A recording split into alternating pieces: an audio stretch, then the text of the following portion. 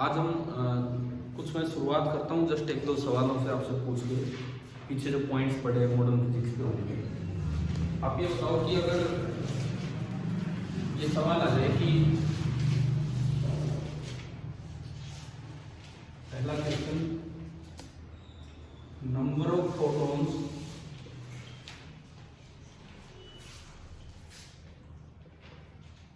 Crossing A unit area in unit time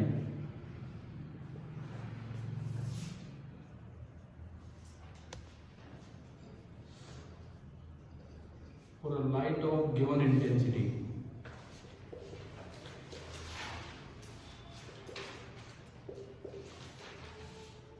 आपको intensity दे रखी है, फिक्स है मतलब उसकी। चार ऑप्शन है। पहला ऑप्शन है directly proportional to frequency, inversely proportional to frequency, is independent of frequency,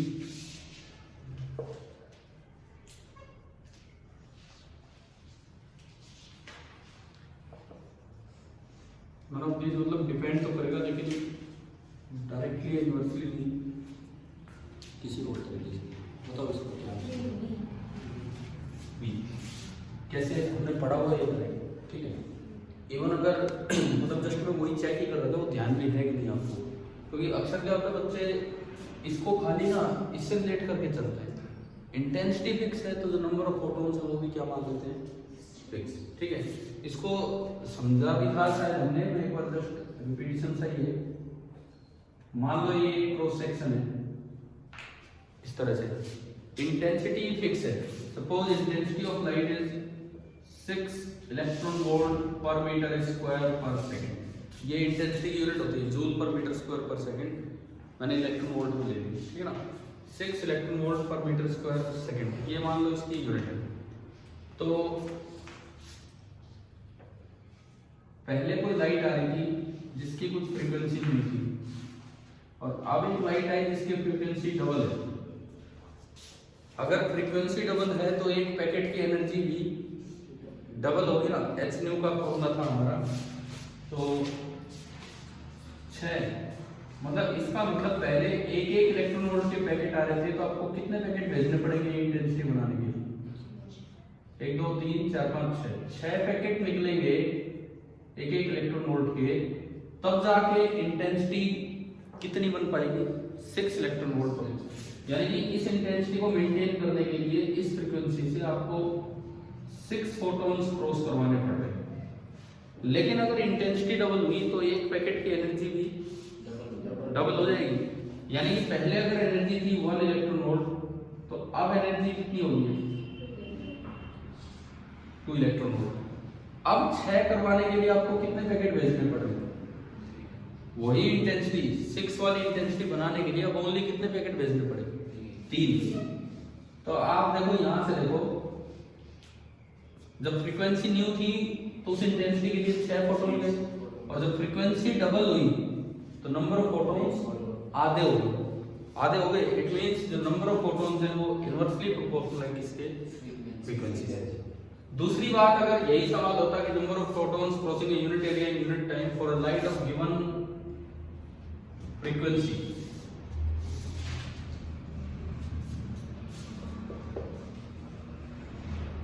ये इंटेंसिटी। अब इसमें क्या आंसर आता है? ए आ रहा है ना समझ? इसमें आंसर आता है ए।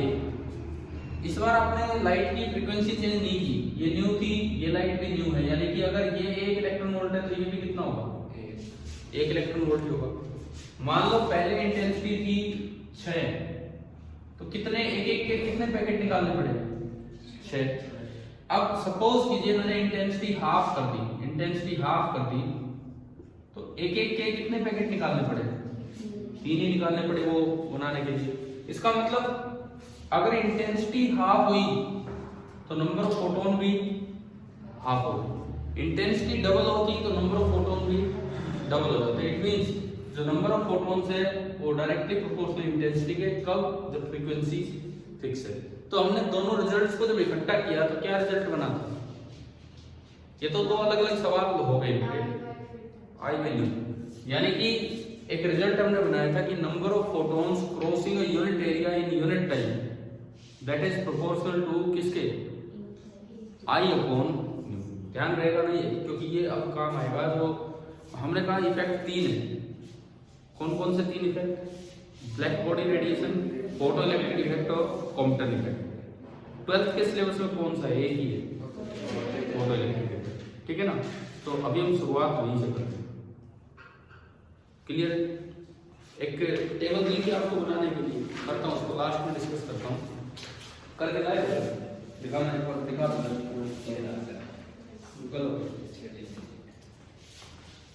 उस टेबल में एक मैंने भरवाया था पहला, क्या लिखा था आपने first? I by c into cos theta. तो मुझे बस ये बता दो कि आगे प्रेशर क्या लिखा उसमें? ना, गलत है,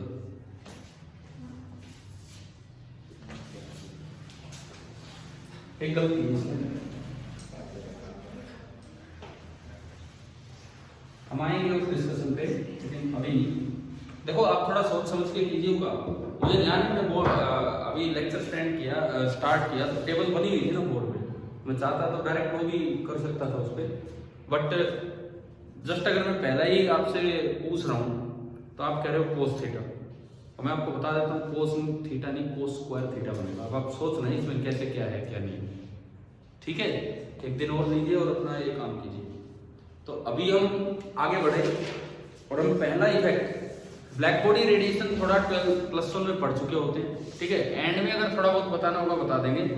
तो अभी हम स्टार्ट करते हैं इस पे जो हमारा काम का इफेक्ट है, दैट इज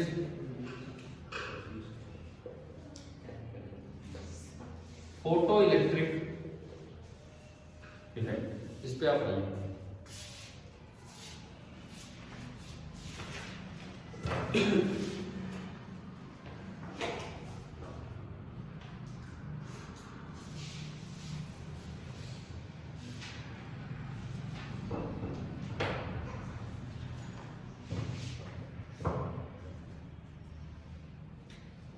पहले ना एक चीज देखी गई कि ये कोई ट्यूब है,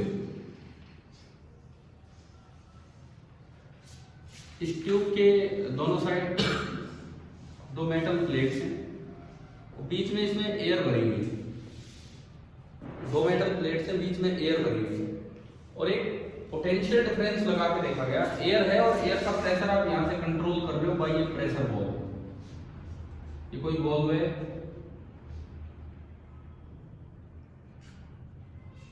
जैसे भी ये, मतलब आप इसको घुमा के कंट्रोल कर सकते हो। और मैंने माना कि इन दोनों इलेक्ट्रोड्स के बीच की दूरी तो कितनी है, d, और यहाँ पे जो प्रेशर ऑफ एयर है, प्रेशर ऑफ एयर वो मान लिया कितना है, p, ठीक है? अब इसमें क्या देखा गया कि अगर मैं कोई वोल्टेज अप्लाई करूं, दोनों इलेक्ट्रोड्स के पास में अगर कोई वोल्टेज अप्लाई करूं, शुरू में तो कुछ नहीं होगा, लेकिन धीरे धीरे जैसे जैसे आप वोल्टेज बढ़ाओगे तो यहाँ पे स्पार्क्स दिखने लगेंगे। स्पार्किंग होती है, स्पार्किंग। स्पार्किंग का मतलब क्या होता है ये बताओ। आप जैसे कई बार उस हॉल में कोई प्लग लगाते हो, मतलब इस तरह से, तो स्पार्किंग दिखती है कई बार। क्या मतलब क्या होता है स्पार्किंग? स्पार्किंग का मतलब क्या होता है? स्पार्किंग का मतलब है कि एयर में से करंट पास हो रहा है, वो हमें किस रूप में दिखता है, स्पार्क्स के रूप में। वैसे तो एयर नॉन कंडक्टिंग है, लेकिन अगर एयर में से करंट पास हो तो वो हमें स्पार्क्स के रूप में दिखता है, ठीक है? तो यहाँ भी क्या हुआ कि जब इस पे वोल्टेज अप्लाई किया, जैसे मान लो मैं कहूं कि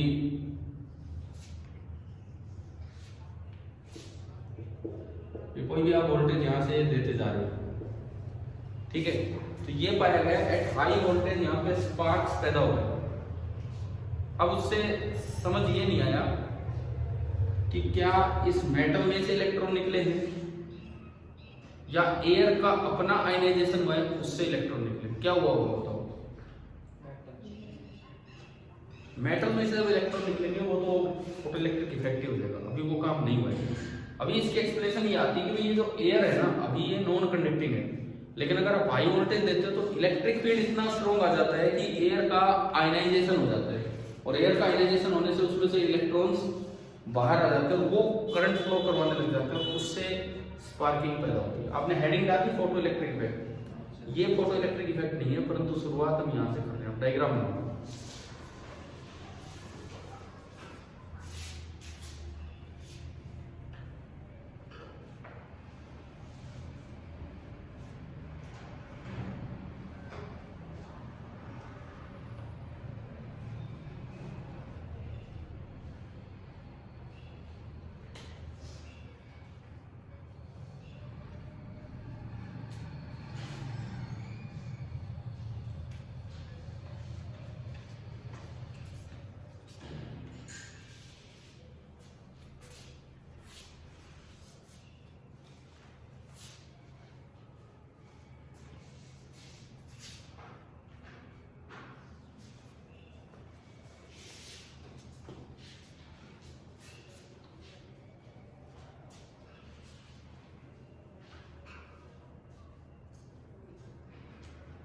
हो गया, बना लिया ना। इसमें लिखो एक लाइन कि भाई ये होगा क्या।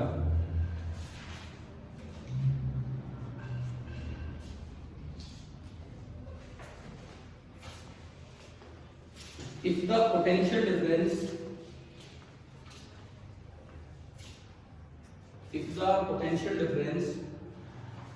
between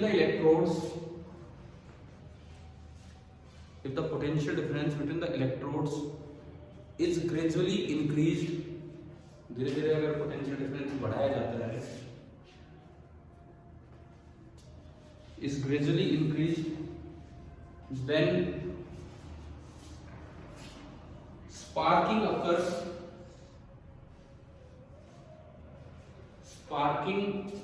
in the gas at a particular stage. Sparking occurs in the gas at a particular stage. और देखो जिस जगह स्पार्किंग स्टार्ट होती है, उस पोटेंशियल को बोलते हैं, उस पोटेंशियल डिफरेंस को बोलते हैं क्या? Sparking potential. मतलब जब कम से कम भी कितना लगाएं वो स्पार्किंग पोटेंशियल होता है, ठीक है। और एक साइंटिस्ट आपने सुना है लाइमन सीरीज, बामर सीरीज, अगली सीरीज कौन सी होती है? हाँ, उस साइंटिस्ट ने ये पता लगाया, पास्चर ने, कि जो स्पार्किंग पोटेंशियल होता है that is a function of product of pressure of the gas into separation between the electron. समझ रहे हो? ये कोई फॉर्मूला नहीं है, बस ये बताया, फॉर्मूले पे हम नहीं जा रहे, ये बताया कि ये जो V मिनिमम होता है, जहां जाके स्पार्किंग स्टार्ट होगी, वो वैल्यू डिपेंड करती है जिसपे? Product of pressure of the gas and separation between the gas. और इस लॉ को बोल देते हैं पास्कल्स लॉ। यार खाली इतनी सी बात पे भी सवाल आ सकता है। यूं पूछ ले कि प्रेशर डबल कर दिया और डिस्टेंस बिटवीन द इलेक्ट्रोड आधा कर दिया, तो क्या स्पार्किंग पोटेंशियल पे फर्क पड़ेगा? बताओ। प्रेशर डबल कर दिया और डिस्टेंस बिटवीन द इलेक्ट्रोड आधा कर दिया, तो क्या स्पार्किंग पोटेंशियल पे फर्क पड़ेगा? नहीं पड़ेगा, क्योंकि P इंटू डी क्या है? ठीक है, ये लिख लो इसके नीचे, sparking potential.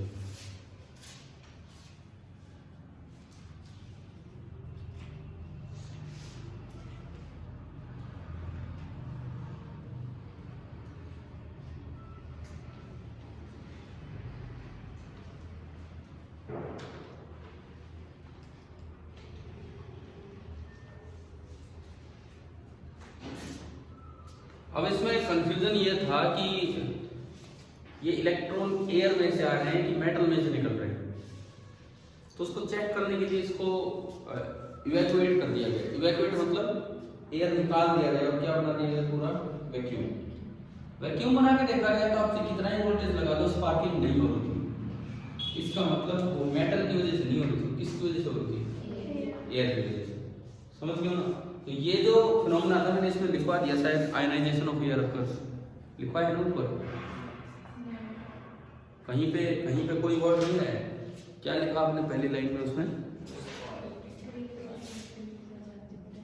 The sparking occurs in the gas at a particular stage. तो लास्ट में नीचे लिख दो कि this sparking is due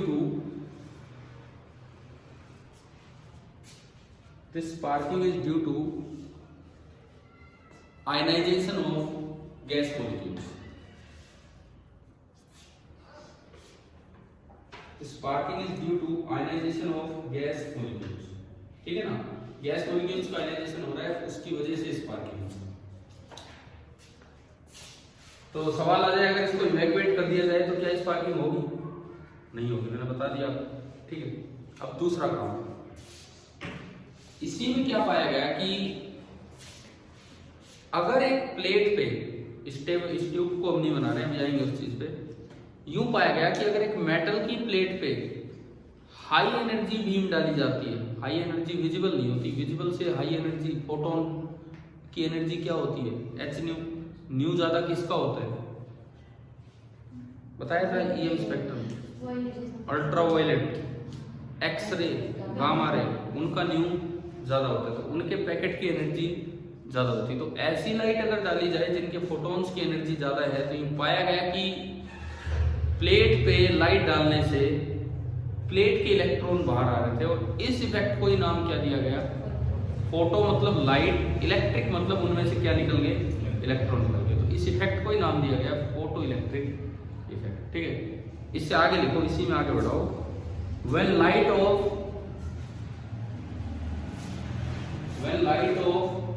photons of sufficient energy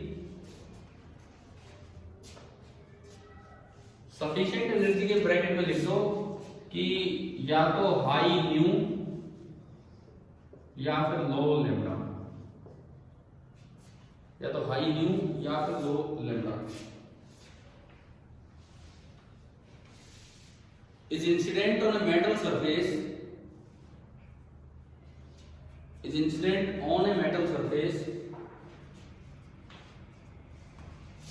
the electrons are emitted.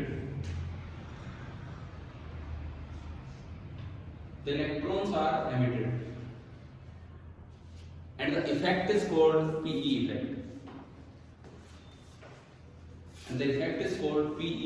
effect.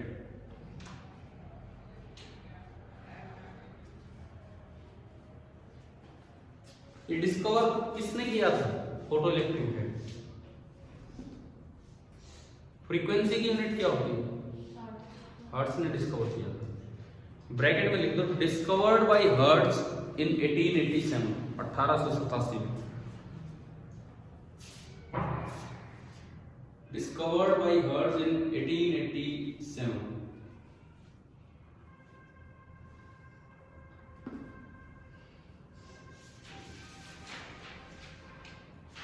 Alkali metal कौन से होते हैं?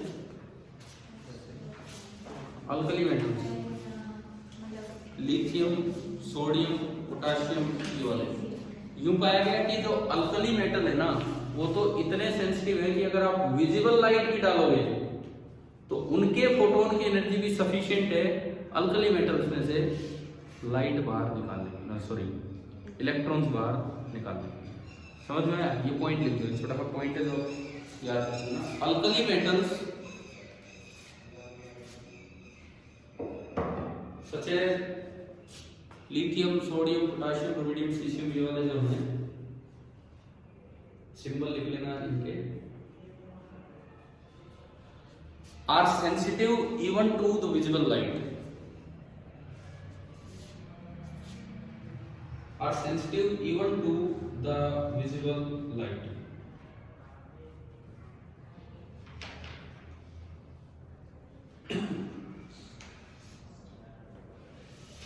एक बात बताओ, लिख लिया नहीं तो? एक टर्म आपने पढ़ी होगी केमिस्ट्री में, वर्क फंक्शन। पढ़ी है work function term?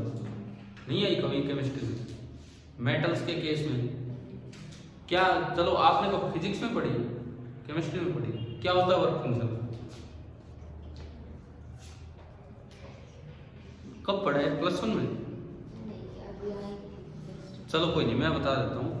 Work function का क्या मतलब होता है कि एक मेटल में से देखो, वैसे तो आपको पता है कि मेटल के सरफेस पे फ्री इलेक्ट्रॉन घूम रहे होते हैं, वैसे हम सब जानते हैं कि मेटल के सरफेस पे फ्री इलेक्ट्रॉन घूम रहे होते हैं, लेकिन फिर भी एक मेटल की सरफेस में से अगर आप इलेक्ट्रॉन निकालना चाहते हैं, वो फ्री है, लेकिन वो कैसा फ्री है?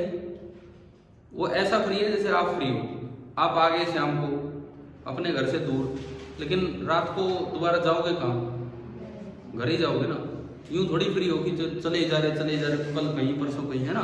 तो यही हाल मेटल के इलेक्ट्रॉन का है, वो फ्री है लेकिन उसको अपने सरफेस में ही घूमना है, वो उसको छोड़ के नहीं जा पा रहा है। कम से कम कितनी एनर्जी दें कि एक इलेक्ट्रॉन अपनी सरफेस से भी बाहर आ जाए, उस चीज को क्या बोलते हैं हम? Work function. हेडिंग डालो नेक्स्ट, वर्क फंक्शन। सिंबल इसका दे देना फाई नॉट, ब्रैकेट में कई डब्ल्यू भी देते हैं, आप फाई नॉट लिख लेना। Work function symbol phi naught, ये लिखो, it is the minimum energy, it is the minimum energy required by an electron, it is the minimum energy required by an electron to escape from the metal surface.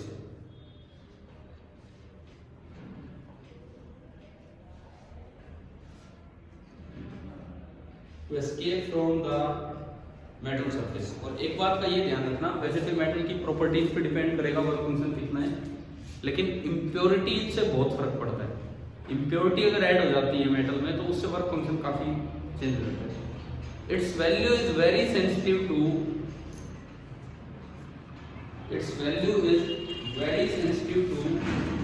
Surface impurities.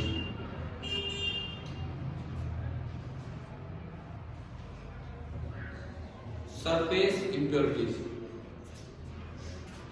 अगर pure metal है तो caesium के लिए value lowest होती है और platinum के लिए वैल्यू हाईएस्ट होती है। इवन आप वैल्यू के साथ लिखो, फाई नॉट बराबर 2.14 electron volt, phi naught is equal to 2.14 electron volt, bracket में लिख देना lowest for caesium.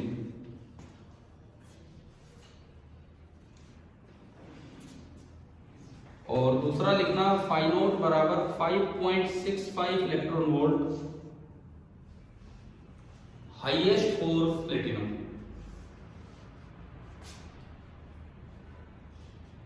Highest for platinum, ठीक है।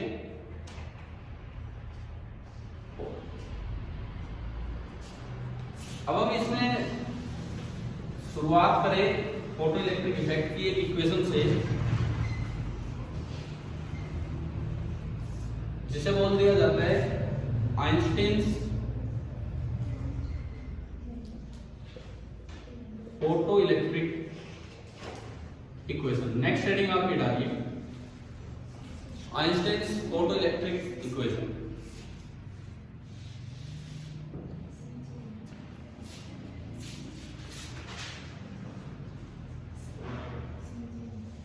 क्या स्पेलिंग होती है इसकी? अगर इसमें कुछ कंफ्यूजन, यही होती है ना। हाँ, क्या बोलते हैं आप इसे? सीजियम, ठीक है। Lowest for caesium and highest for platinum, इस तरह से है। अब देखो, आइंस्टीन ने एक इक्वेशन दी, फोटो इलेक्ट्रिक इक्वेशन, क्या कि ये कोई मेटल है और इस मेटल का वर्क फंक्शन है फाई नॉट। यहां से फोटोन आ रहे हैं। देखो, अब मैं आपको फोटोन थ्योरी पढ़ा चुका हूं, तो अब मैं फोटोन की बात कर सकता हूं लाइट में, नहीं तो हम इसकी बात ही नहीं कर पाते, फिर बिना फोटोन थ्योरी का अलग से बताना पड़ता है। लाइट आ रही है मतलब फोटोन आ रहे हैं। एक पैकेट की एनर्जी कितनी होती है? h²। एक इलेक्ट्रॉन एक ही पैकेट को एब्जॉर्ब करता है। एक इलेक्ट्रॉन जो होगा ना, सरफेस इलेक्ट्रॉन, एक ही पैकेट को एब्जॉर्ब करेगा। अब जैसे ही वो निकलने लगता है तो वो सीधा सीधा नहीं निकल पाता है। हो सकता है उसकी किसी और इलेक्ट्रॉन से टक्कर होगी, हो सकता है कहीं और भी एनर्जी यूज हो जाए। फिर भी मान लो मोस्ट इकोनॉमिकल यूज कोई इलेक्ट्रॉन बाहर आ गया। Most economical use of energy का क्या मतलब है?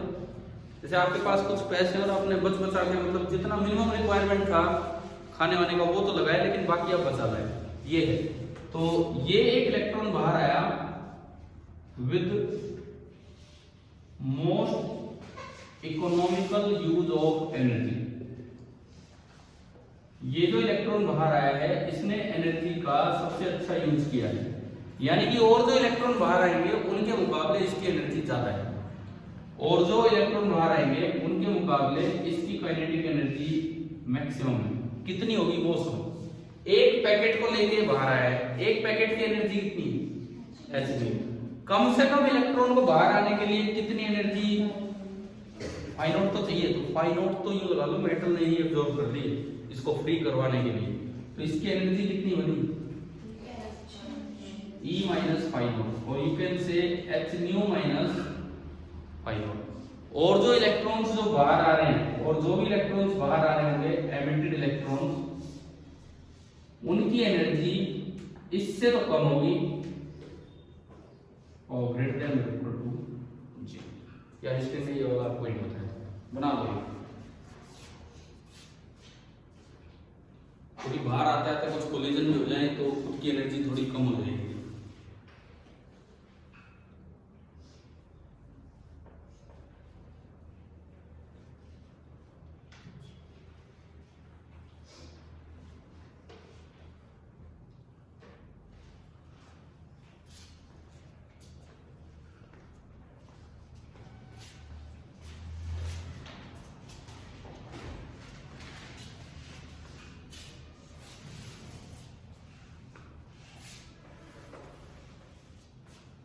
अब आइंस्टाइन की इक्वेशन को ढंग से लिखते हैं कि इसमें क्या क्या चीजें हैं, किस तरह से लिखी गई।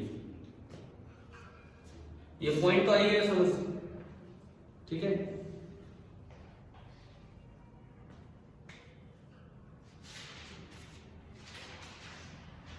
बना लिया।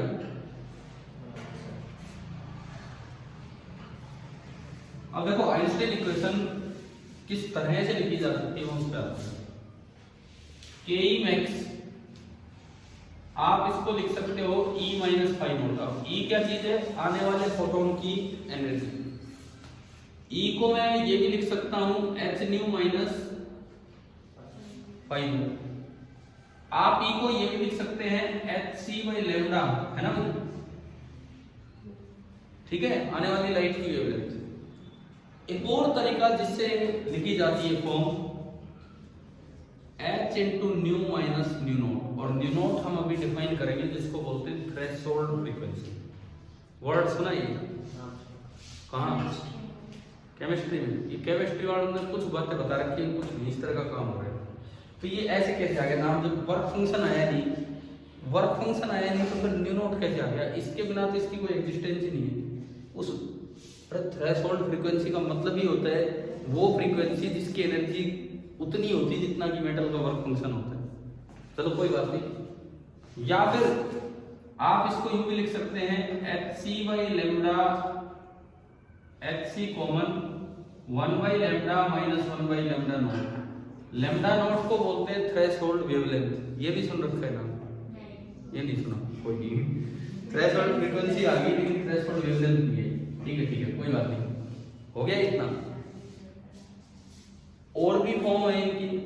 This is also equal to E into V naught, where V naught is called stopping potential, नहीं आया वर्ड, और cut off potential.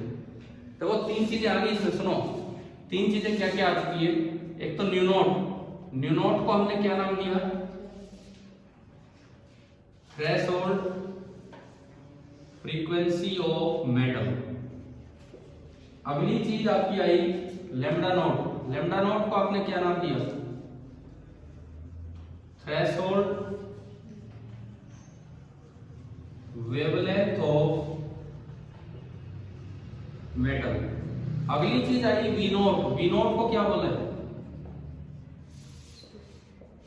Stopping potential या फिर कट ऑफ पोटेंशियल। और ये जो ke max आ रहा है, ke max आप इसको यूं भी लिख सकते हो half into mass of electron into वो वाला इलेक्ट्रॉन जो मैक्सिमम स्पीड के साथ बाहर है। तो ये डिफरेंट तरीके हैं आइंस्टाइन इक्वेशन को लिखने के। आप एक बार ये नोट कर लीजिए, फिर इन 2-3 टर्म्स पे हम आते हैं।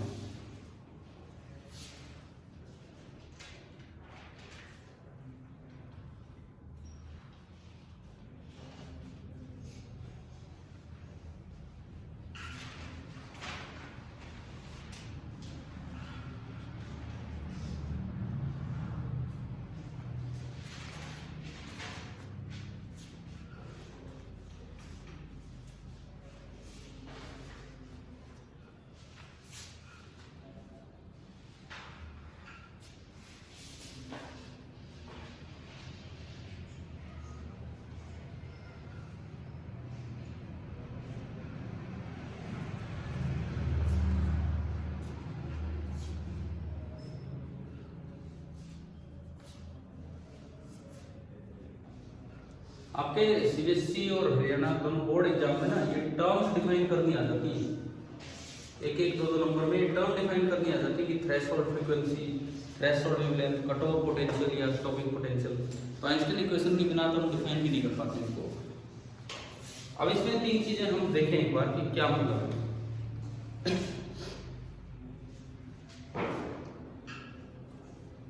तो स्टैंडर्ड इक्वेशन है वो तो सिंपल ये है ही, इसी को लिखने के अलग अलग तरीके हैं, ठीक है। देखो अब इनका मतलब सुनो। थ्रेशोल्ड फ्रीक्वेंसी ऑफ मेटल का क्या मतलब है।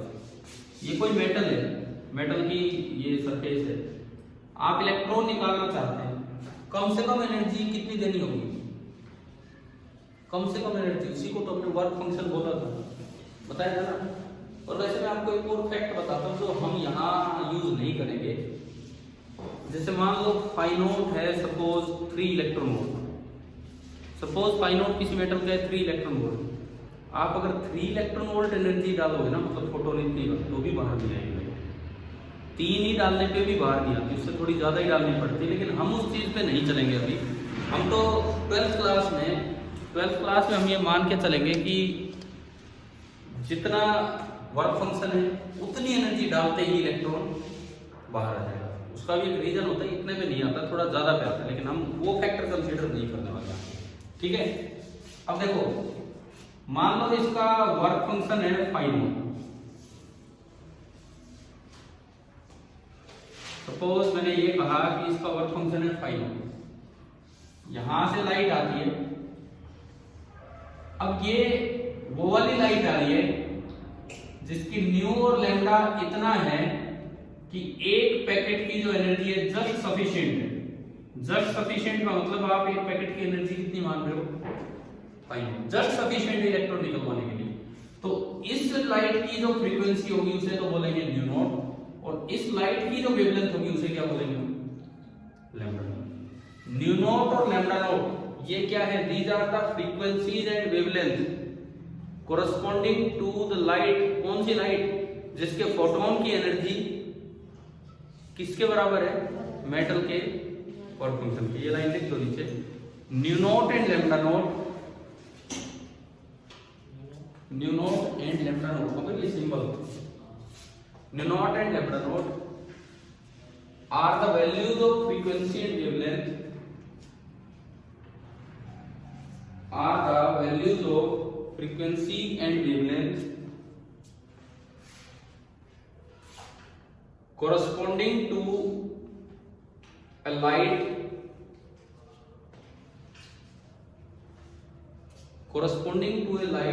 whose photon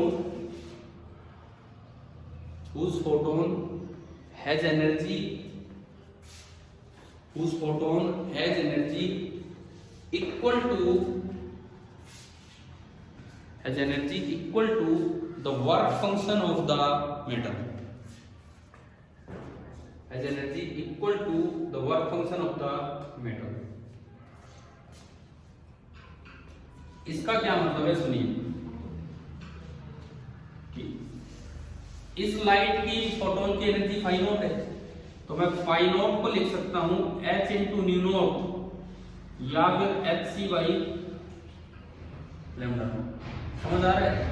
h into new naught या फिर h c by lambda naught. अब देखो आप क्या ये उसमें एडजस्ट हो रहा है, ई माइनस फाइव नॉट था ये। अब फाइव नॉट को अगर लिखते हैं एच इंटू न्यू नॉट तो ये बना H new minus H new naught, और एच कॉमन आ गया तो क्या बना न्यू माइनस न्यू नॉट।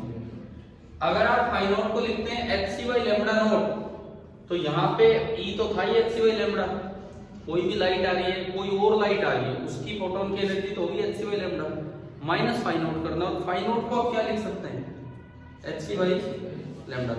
मैं ये नहीं कह रहा कि यही लाइट डाली, आप कोई और लाइट डाल रहे हैं उसकी energy h c by lambda, लेकिन फाइव नॉट की वैल्यू आप लिख सकते हैं h c by lambda naught, तो उससे आपका बना ये।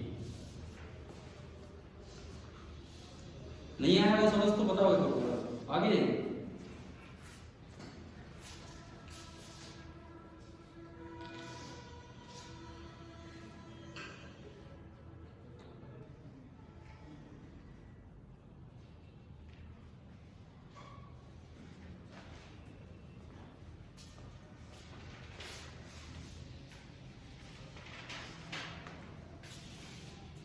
अब इसमें एक तीसरी टर्म और हमने ऐड की है, क्या गलती बताओ क्या दोनों समझ आ गए? ठीक है, मैं फिर कहता हूं आपने लाइट अलग डाली है और उसकी एनर्जी तो फाइव नॉट से ज्यादा है, तभी तो जो काइनेटिक एनर्जी बाहर मिलेगी वो कितनी मिलेगी इलेक्ट्रॉन की ई माइनस फाइव नॉट।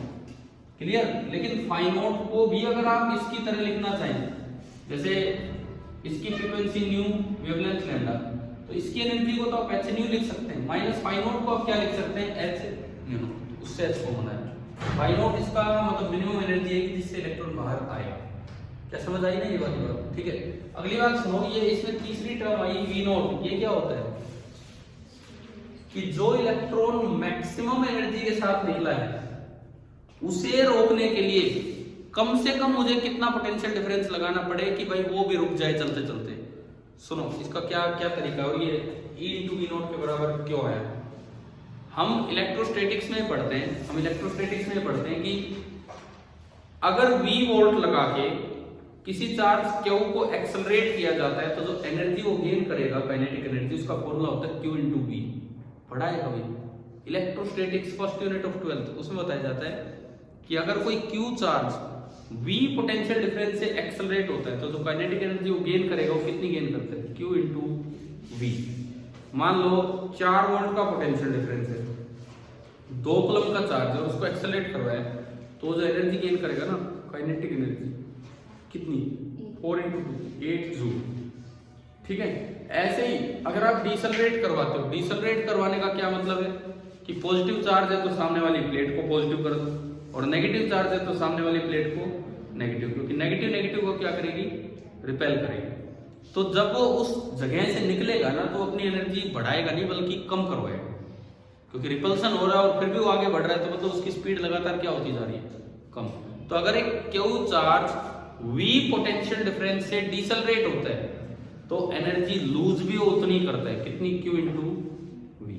अब सुनो V नोट का क्या मतलब है, कम से कम कितना रिटार्डिंग पोटेंशियल लगाऊं। रिटार्डिंग मतलब उसमें जो रिटार्डेशन कर रहा है, अपोजिंग पोटेंशियल लगाएं कि जो मैक्सिमम काइनेटिक एनर्जी के साथ इलेक्ट्रॉन निकला था ना उसकी भी काइनेटिक एनर्जी खत्म हो जाए। तो देखो कितनी मैक्सिमम काइनेटिक एनर्जी के साथ एक इलेक्ट्रॉन निकला है K मैक्स, मुझे एनर्जी खत्म करवानी है तो मैंने उसको V नॉट पोटेंशियल डिफरेंस से गुजारा निकाला, और इलेक्ट्रॉन पे चार्ज होता है माइनस ई, ठीक है ना, तो उसका मैग्नीट्यूड ई है, वो तो माइनस प्लस इसलिए बताएगा कि इधर ये एक्सेलरेट होगा और उधर ये रिटार्ड होगा, ये चीज है। तो अगर आप V नॉट पोटेंशियल डिफरेंस लगाते हो तो कितनी एनर्जी वो लूज कर जाएगा, रिटार्डिंग पोटेंशियल है तो क्या into V naught, E into V naught. और अगर ये काइनेटिक एनर्जी जो उसने लूज की है वो इसके बराबर हो जितनी काइनेटिक एनर्जी मैक्सिमम लेके आ रहा था, तो उस वक्त जो सफिशिएंट पोटेंशियल डिफरेंस होगा उसे ही हम क्या बोलेंगे स्टॉपिंग पोटेंशियल। डिफाइन कर दो इसे भी क्या है, V not is the minimum value of V not is the minimum value of potential difference required. V naught is the minimum value of potential difference required to stop even the most energetic photoelectron.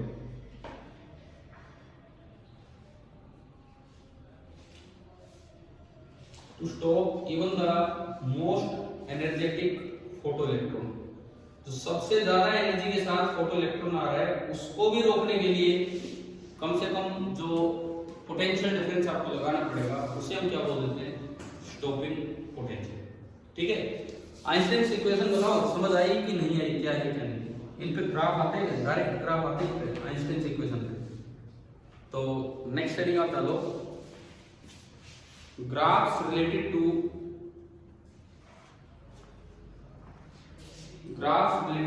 Einstein's photoelectric equation.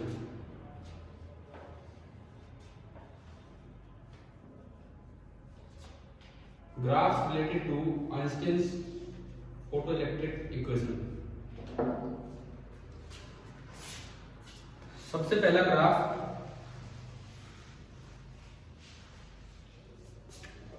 मान लीजिए आपसे पूछ लिया गया कि जो Ke max है, electron की Ke max,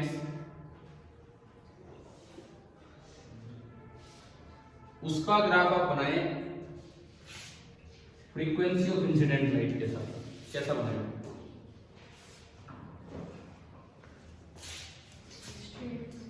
देखो ये और ये, देखो आप ये और ये न्यू के साथ ये रिलेशन है। जो हमारे काम की इक्वेशन है वो ये है कि Ke max is equal to h nu minus phi naught. इधर तो वेरिएबल ये रहा y और इधर वेरिएबल ये रहा x, तो क्या है उस तरह की इक्वेशन लिख रही है y equal to mx plus c। बताओ भाई, ये इक्वेशन अगर आप देखते हैं तो आपको ऐसी नजर आनी चाहिए y is equal to mx plus c, है ना। स्लोप h है, पॉजिटिव है कि नेगेटिव है? h की वैल्यू पॉजिटिव होती है 6.63, ठीक है ना, पॉजिटिव है। Positive slope in straight lines की होती है। y इंटरसेप्ट है माइनस फाई नॉट, नेगेटिव है कि पॉजिटिव? नेगेटिव। तो मतलब देखो ये ग्राफ नीचे से स्टार्ट होगा लेकिन स्टार्ट नहीं होगा नीचे से। इधर सुनो एक बार, बनाते समय किस बात का ध्यान रखना है, नीचे ग्राफ होगा ही नहीं। दरअसल ये ग्राफ शुरू भी यहां से होगा। क्यों भाई, नीचे क्यों नहीं है ग्राफ, बताओ। ये इस साइड कौन सा एक्सिस है? Kinetic energy. क्या काइनेटिक एनर्जी नेगेटिव होती है? कभी नहीं होती, समझ गए हो।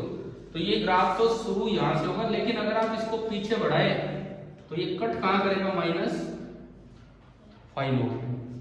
कट कहां करेगा? माइनस फाई नॉट पे। दूसरी बात, अगर मैं इसकी स्लोप बताऊं तो स्लोप है h, यानी कि इस ग्राफ की जो स्लोप है tan theta that is equal to h। और एक बात पूछता हूं इस ग्राफ में, क्यों बताओ, ये न्यू की कौन सी वैल्यू है? ये जहां से ग्राफ स्टार्ट हो रहा है, ये मतलब कौन सी वैल्यू होगी न्यू की जहां से ग्राफ स्टार्ट हो रहा है? New not. क्यों? इस जगह काइनेटिक एनर्जी मैक्स कितनी है? 0। तो अगर आप Ke max को 0 करते हो, अगर आप Ke max को 0 करते हो तो h nu minus phi naught 0 आ गया, यानी कि h nu is equal to phi naught. और फाई नॉट के कोरस्पॉन्डिंग जो न्यू होता था उसे हम किससे डिनोट करते थे? न्यू नॉट से। भाई फाई नॉट को तो आप h इंटू न्यू नॉट लिख ही सकते हैं, और Ke max यहाँ 0 किया तो h nu minus h new not 0 है, तो न्यू की वैल्यू कितनी आ गई? न्यू नॉट आ गई। तो ये ग्राफ न्यू नॉट से स्टार्ट होगा और आगे बढ़ेगा, ठीक है। बना दो।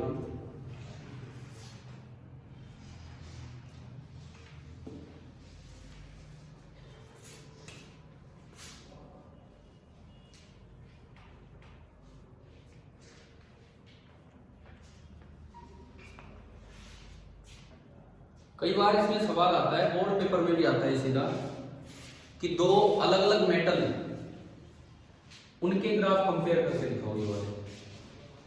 तो अगर दो अलग अलग मेटल हुए और उनके लिए ग्राफ बनवाया जाए तो होगा तो स्ट्रेट लाइन ही, परंतु के दोनों की स्लोप सेम होगी या अलग अलग होगी? अलग अलग। क्यों? क्योंकि प्लैंक कांस्टेंट एक मेटल के लिए अलग होता है और दूसरे मेटल के लिए अलग होता है।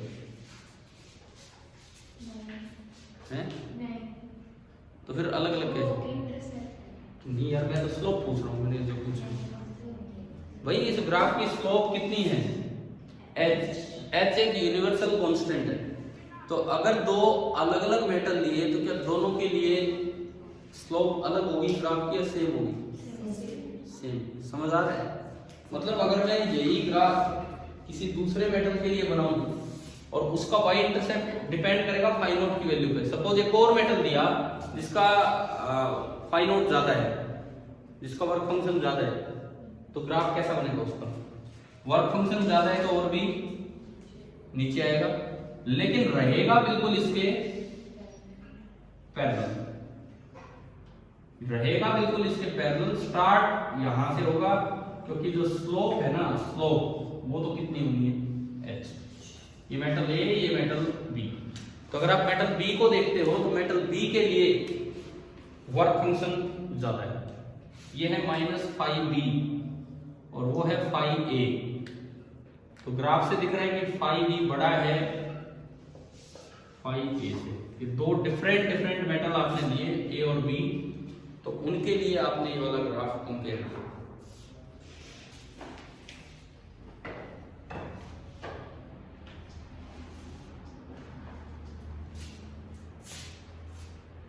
हो गया? एक ग्राफ आया समझ में? फ्रीक्वेंसी अलग अलग होगी। फ्रीक्वेंसी मेटल की होती है, मेटल की। थ्रेशोल्ड फ्रीक्वेंसी जो होती है ना, थ्रेशोल्ड फ्रीक्वेंसी वो मेटल की होती है, क्योंकि वर्क फंक्शन मेटल का अलग अलग है। और थ्रेशोल्ड फ्रीक्वेंसी होती है फाई नॉट बराबर h न्यू नॉट। तो ये तो न्यू नॉट है A के लिए, और ये जो वैल्यू होगी ये न्यू नॉट किसके लिए होगी? B के लिए। देखो एक है न्यू तो आने वाली लाइट की फ्रीक्वेंसी है, और एक है न्यू नॉट लाइट की फ्रीक्वेंसी नहीं है। न्यू नॉट किस पे डिपेंड कर रहा है? मेटल पे। कौन से मेटल की आप बात कर रहे हैं? एक बार बताओ, ये ग्राफ आए क्या समझ? तो एक और आप बना के दिखाओ दूसरा ग्राफ। ये पहला हो गया। सेकंड ग्राफ आप बना के दिखाओ V नॉट का न्यू के साथ, स्टॉपिंग पोटेंशियल का न्यू के साथ।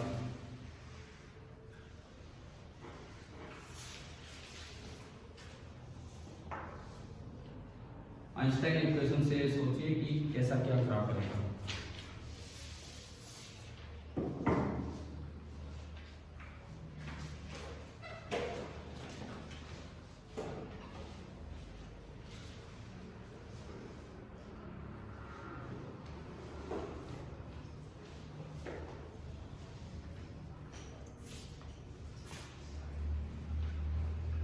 इक्वेशन उठाओ पहले यहां से, ये और ये बिना इक्वेशन बनाए थोड़ी बात बनेगी। तो आइंस्टाइन इक्वेशन से हमने उठाया तो इक्वेशन बनी E into V naught is equal to h nu minus phi naught. इसको भी y equal to mx plus c की तरह दिखाओ। तो यहां से वी नॉट कितना आया? वी नॉट आया h by E into nu minus phi naught by E. क्या ये भी y equal to mx plus c form में आ गया है कि नहीं? बताओ भाई, समझ आ रहा है ना? ये भी y equal to mx plus c form में आ गया है। तो अब अगर मैं देखूं यहां से, इसकी स्लोप है h बाई ई, पॉजिटिव की नेगेटिव? h पॉजिटिव होता है और e नेगेटिव। कैसे? e की वैल्यू कितनी होती है? e की वैल्यू कितनी होती है? 1.6 इंटू 10⁻⁻19। ये नेगेटिव का है। वो तो इलेक्ट्रॉन का चार्ज तो माइनस ही अलग से बोला जाता है। ये मैथ्स वाला ही नहीं, कोई नेपियर कांस्टेंट बना दो इसको, लॉगरिथम वाला, वो नहीं है। चार्ज है इलेक्ट्रॉन का, ठीक है ना? माइनस ही इलेक्ट्रॉन का चार्ज है। तो बताओ इसकी स्लोप पॉजिटिव आई और y इंटरसेप्ट क्या आ रहा है? नेगेटिव। तो क्या उसी तरह का ग्राफ बनेगा कि नहीं? लेकिन थोड़ी स्लोप अलग हो जाएगी। और ये भी यहां से शुरू होगा, इससे नीचे ये छोड़ देना है। तो ये वैल्यू होगी माइनस फाई नॉट बाई ई, और अगर मैं थीटा कहूं तो टेन थीटा कितना हो जाएगा? फिर से बताओ, क्या ये स्लोप मेटल पे डिपेंड करेगी या नहीं? अगर दूसरा मेटल दिया जाए, स्लोप सेम होगी या अलग होगी? सेम, क्योंकि एच भी एक कांस्टेंट है और ई भी एक कांस्टेंट है। तो जो स्लोप है this is same for all the metals. जो भी स्लोप आएगी ना, ये सभी मेटल्स के लिए बिल्कुल सेम आएगी, डिफरेंट नहीं आएगी।